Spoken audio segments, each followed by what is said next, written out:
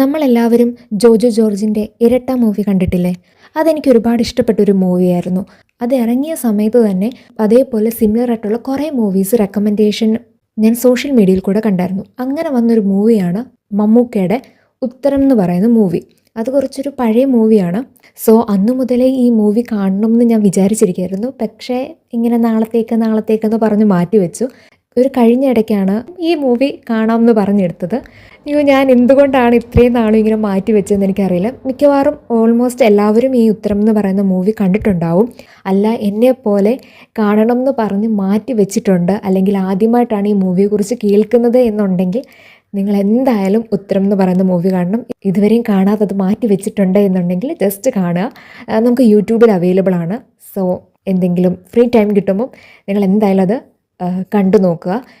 ഈ മൂവി പോലെ തന്നെ നിങ്ങൾ കണ്ടിട്ടുള്ള മലയാളത്തിലുള്ള പഴയ നല്ല ഇൻവെസ്റ്റിഗേഷൻ ത്രില്ലേഴ്സ് നിങ്ങൾക്ക് അറിയാമെന്നുണ്ടെങ്കിൽ ഒന്ന് കമൻറ്റ് ചെയ്യണേ.